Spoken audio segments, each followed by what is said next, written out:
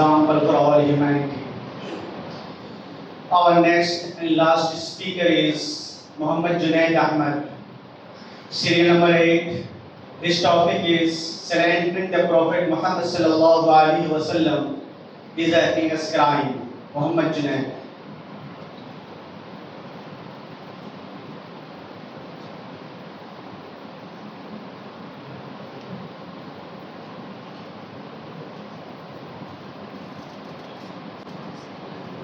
بسم الله الرحمن الرحيم نحمده ونصلي على رسوله الكريم أما بعد أعوذ بالله من الشيطان الرجيم بسم الله الرحمن الرحيم إن الذين يؤذون الله ورسوله لعنهم الله في الدنيا والآخرة وأعد لهم عذابا مهينا صدق الله العظيم. Prominent President of today's program, highly qualified judges, and dear all. Today on this auspicious occasion, I would like to talk on the burning topic of the present time, slandering the Prophet is a heinous crime. Dear audience, you are well aware that during the last few years, a new dangerous tendency of slandering and drawing caricatures of our beloved Prophet Muhammad has developed on the part of the so-called tolerant and civilized community of the world to unite this sacred character.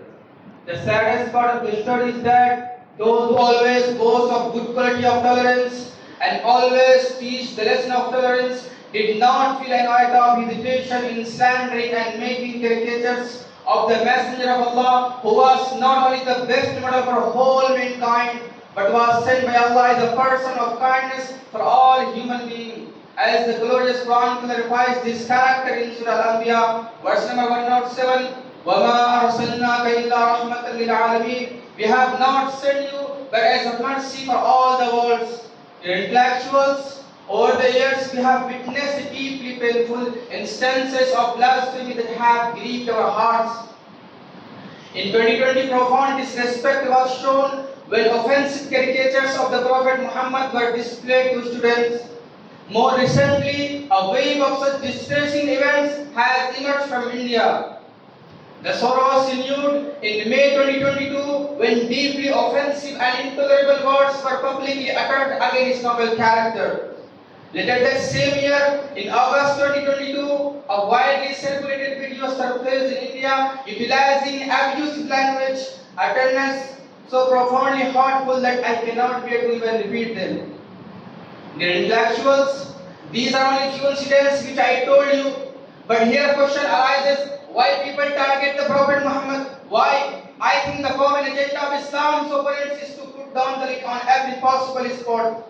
From where the magnificent garden of Islam gets water in the present scenario of the world. Attacking on the Prophet's character may be with the intention of proving Muslims as intolerant, violent, aggressive and characterless nation as the consequence of their emotional reactions, but they will never succeed in their nefarious design. Rather, Islam will much increase in the world, inshallah, because Islam की फितरत में कुदरत ने लचकती है. इस्लाम की फितरत में कुदरत ने लचकती है, उतना ही उभरेगा जितना कि दबाओगे. The omnipotence has installed the flexibility in the nature of Islam. The more you press it down,